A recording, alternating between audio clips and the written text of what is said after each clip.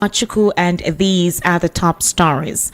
President Tinubu departs Abuja for the United Kingdom. Senate summons Minister Umuahi over deteriorating Old Oyo Ogbomosho Road. Ali Ndume urges President Tinubu on contractors to eliminate Boko Haram. APC knocks PDP on President Tinubu's October 1st speech. Edo PDP supporters protest at INEC office, demand reversal of results. Details now.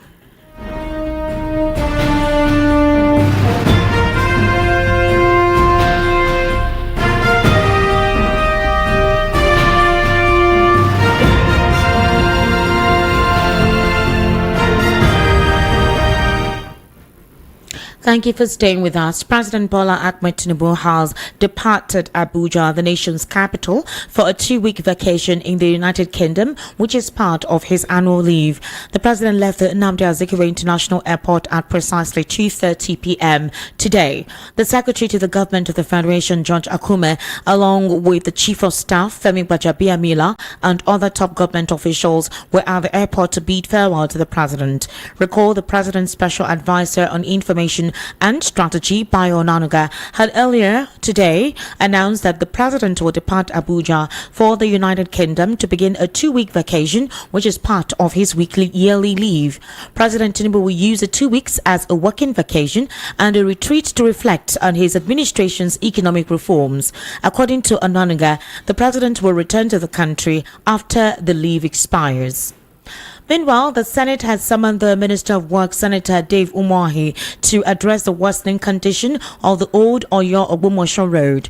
This decision came today, October 2, following a motion of urgent public importance brought forward by Senator Buhari Abdul Fatai, representing APC Oyo North. Senator Abdul Fatai highlighted the dire state of the road, which serves as a critical link between the south and north of the country. He emphasized that the road's deplorable condition has caused significant hardship for travelers who frequently face accidents and are often stranded due to its disrepair. Despite ongoing repairs initiated by the federal government over 10 years ago, the road remains in a terrible state, contributing to frequent traffic jams and posing a danger to commuters, particularly those traveling in large vehicles. The Senate has tasked Umuahi with appearing before the Committee on Works to explain why large portions of the road remain neglected years after the contract for its rehabilitation was in support from the senators, with Senate President Godswill Akpabio directing the Committee on Works to report back within 3 weeks.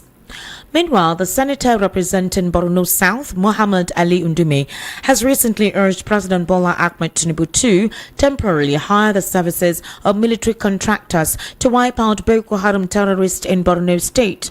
Ndume's comment comes after Boko Haram terrorists launched a fresh attack in Ngoshe, Gwoza local government area of Borno State, where they slaughtered 6 farmers and abducted 5 others, including women. In a statement today, Ndume, who hailed the gallant performance of military and civilian JTF, said they are ill-equipped to carry out the audacious task of eliminating the remaining insurgents operating within the northern region. The lawmakers noted that the hired military contractors can also eliminate bandits in the northwest.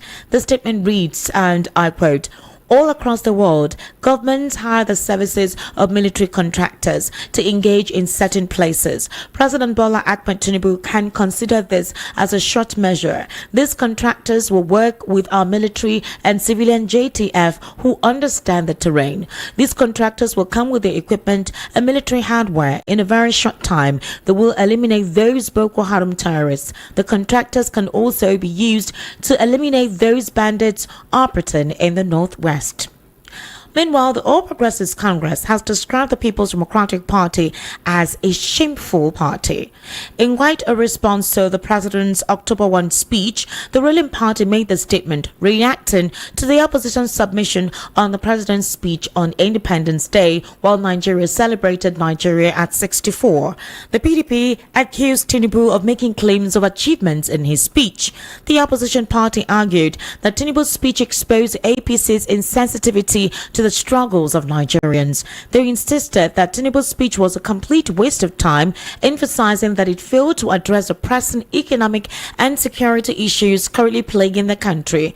The PDP slammed the speech for its failure to acknowledge the difficulties faced by millions of Nigerians, including economic hardship, unemployment, and extreme poverty. Reacting via a statement by its Director of Publicity, Bala Ibrahim, the APC said the opposition's reaction stems from its frustration over the ruling party achieving what they could not.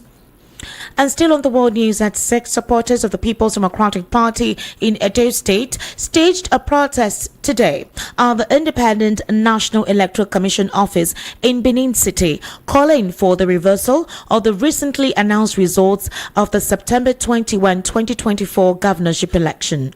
The protesters, wielding placards and dressed in PDP insignia, insisted that their party's candidate, Asiwe Ugodalo, had won the election, not Monday Okpebolo of the All Progressives Congress as declared by INEC.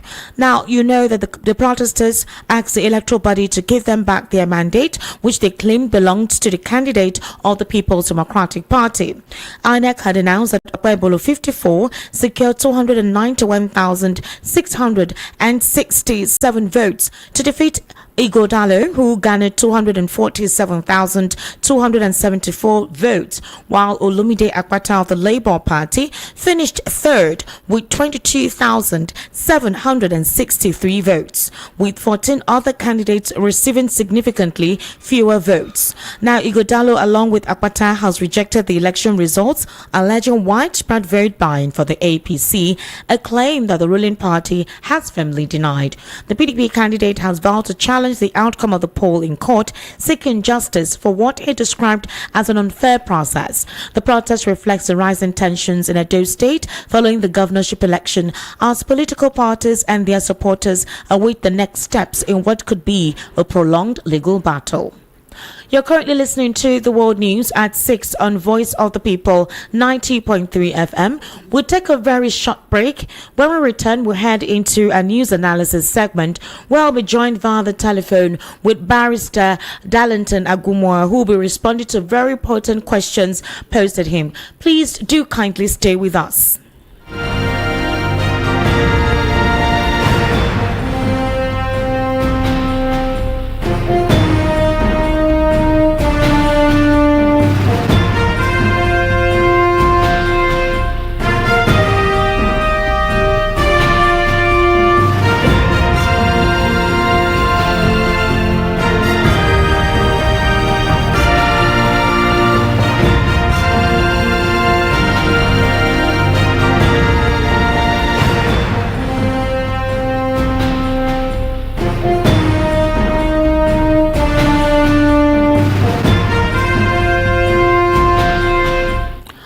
All right, thank you for staying with us. You're still listening to the World News right here on Voice of the People 90.3 FM. And it's time for us to head into a news analysis segment. And like I already introduced to you earlier, I'm being joined via the telephone with Barrister Darlington Agumwa. Barrister Darlington, good evening and thank you for joining us on the World News at 6. I am fine, thank you so much. Barrister Darlington, I want to start off with the president commencing his vacation. He has traveled to the United Kingdom to commence his vacation. According to the president's special advisor on information and strategy, Bayo Onanuga, he said the president will be traveling to the UK to relax and reflect on his economic policies being implemented since he was inaugurated on May 29, 2023. You do know just yesterday, Nigeria celebrated low-key her 64th independence. The president also used the opportunity during his speech to implore Nigerians to be patient with his economy, but then it will be fruitful for Nigerians at the end of the day. He used the opportunity to tell us that there will be a youth conference organized within 30 days and that a set of persons will be chosen as to form a panel whereby the youth can use the opportunity to air their grievances and discuss it, seeing how you could get money, investors and contractors to come invest in the country. So wouldn't you say that it is due time for him to take a leave, just like any other staff working in any other company or office? In the first place, African leaders came to Nigeria for vacation? How many Western leaders came here for vacation, Esther? Are we not ashamed? Every time a Nigerian leader will go to US, UK, France, Canada, they are not even ashamed. Eh? How do you describe shamelessness? So you want to put that your country is not good for you to relax, and your country is not good for you to relax. I should clap for him now because it's going to be you that to go. Look at the enormous resources that will go with that vacation. Look at the enormous resources will go with that vacation. And this is a man who said that he's trying to frugal with expenses. How many weeks is he going to stay there? Do you know how much it costs Nigeria now? This is money that would have stayed in this country. Answer. American president go on vacation, but has created a system for that. Camp David, that is where they go for vacation. No Western leader will leave their country for anywhere in the world. It can never happen. So you're saying that this is not the right time for the president to travel or take a leave? You said what? Are you saying that this is not the right time for the president to travel or take a leave of absence, or that he shouldn't have traveled out of the country at all? He could have gone to any state in the country to observe his vacation. Is that basically what your contention is? Okay. If you are claiming to be the giant of Africa, the leader of black race, the hope of the black race, the biggest economy in Africa, should you be doing this type of thing? Answer, should you be doing this? Is how they reduce you to nothing. This is how they look down on you. Is it up to a month since he came back from UK? He's not going there for vacation again. And you want me to celebrate and clap for him, Abi? And by the way, what is he doing here that you want to go and relax? What do you mean? What is he doing here? What has he been doing? As you said, he's working so hard. What has he actually achieved? He's been working, Barrister Darlington. You don't think he's been working? The president does not sleep. Didn't you hear what his close cabinet members had disclosed to us on recent occasions when they addressed the press? The president barely sleeps, so he needs to rest. I mean, do you have a problem with him trying to rest? Okay, the whole about Rock. It's not good for him to except he go to sleep in London. That's when he will now recollect himself, Abi. But the president's spokesperson has said that if the president is in the country and in Arson Rock, he will always be interrupted with several visits from several persons asking for one thing or the other, or possibly wanting one government function to be looked into. We are even here when Dume told you that the President Tinubu is not accessible, even to his ministers. Why are these people lying to everybody like this? They told you that the man is not accessible. Is it not who you want to see that he will see? Are you telling me that even in London, if they want to go and see, they will not travel there to see him? You see, when they want to play this brand, they should not send it to me because I'm not ready to listen to this trash. All right, Barrister Darlington, let's move on to another conversation because Barrister Darlington, the president is working. He has told you to be patient in his speech yesterday that he is working. They are putting structures on ground. We have to say, half of what he said yesterday is what he told us last year. Have you forgotten? Yes. Have you forgotten? Half of what was in that speech yesterday is what he told us last year. Nobody has asked him, Mr. President, this is what he told us last year. How come you are repeating the same thing again? I think when you said it's coming, we are waiting here. The thing we have YouTube. Having a hand in the destruction of part of the residence of Senator Frank Ibezim, a former senator who represented Okigwe South on September 30, 2024 at about 9 p.m. Now, the attacks occurred days after the former senator was accused of facilitating the establishment of an IDP camp within the National Open University campus in Unsu community for people from northern Nigeria. Some residents of the area had protested against the rumored move. Ibezim, however, had released a statement denying the claim. Now, for emphasis, that is, I'm reading out what Ibezim's statement was in contraction to, or rather contrary to the statement that the IDP camp being situated in Noun is for Boko Haram members who want to be reintegrated. So he was denying that that was not the purpose. This is his speech. He says, for emphasis, I must restate that there are no plans to settle IDPs, refugees, or migrant persons at the National Open University Center, Unsu Ihime Mbano. Any such claim is categorically false and will never be part of such a plan. The plan is for skills training for our vulnerable young people from the South. So, this story came out, I think, on Saturday or on Sunday. I remember on the Political Spotlight, I read it out here. That story, first of all, emanated from TV Continental. TVC was the one that reported that story, talking about the integration of vulnerable persons because of the number of IDPs we have in the country, and that even UNICEF has complained about it. So they were trying to create vocational centers to make these IDPs productive. And of course, a lot of Nigerians, specifically persons from the southeastern region, were not comfortable with that story. It circulated and went viral on social media. Others were warning Igbos, don't allow this.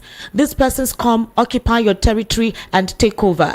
Is it surprising that possibly the information wasn't properly digested, or Senator Ibezim did not properly put out a circular to actually disclose what the true intention was, because a section of that university has been burnt down to discourage any persons coming to lodge there as whatever skills procurement method they wanted to create in that place. And they have arrested 8 persons. We don't know if these 8 persons arrested are indeed the culprits that sets his residence on fire. What's your take on this development?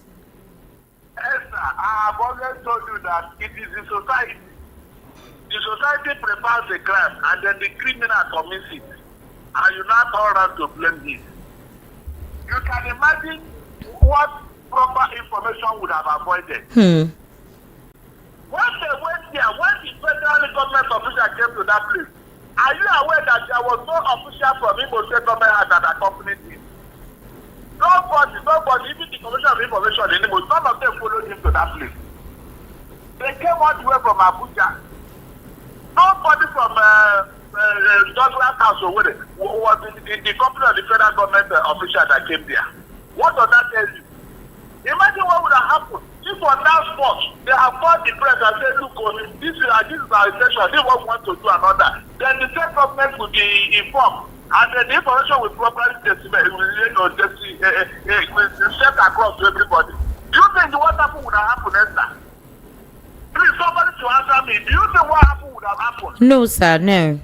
Look, can you imagine? You want to know, they will say, Igbo people don't like process, they don't want development. The federal government wanted to be development, they chased them away. That was how they would put it.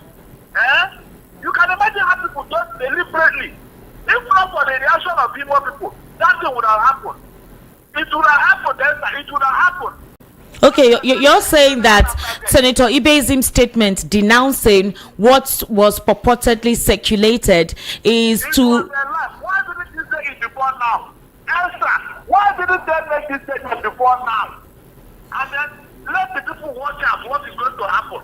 If you was because of the reaction of the people, that's why they are not speaking from both sides of their mouth. Why didn't they properly send the message across to everybody? And why was nobody from Douglas House accompanying them when they want to inspect that place? Because it was quite surprising. If you say it is, okay. Nobody wants to disrupt it. All this while that instructor has been there. As you said, Igbo people don't like voting. Nothing has been there. Why didn't they go and destroy it since that time? Until people brought this dubious arrangement, and you want the people of that area to keep quiet when they saw what is going on in the Benue and the Plateau. But Barrister Darlington, how do we know that the 8 persons arrested are indeed those who actually set a part of the university on fire and a part of Senator Ibezim's home on fire? How do we know? Because when these things happen... When you want to hang a dog, you must give it a name.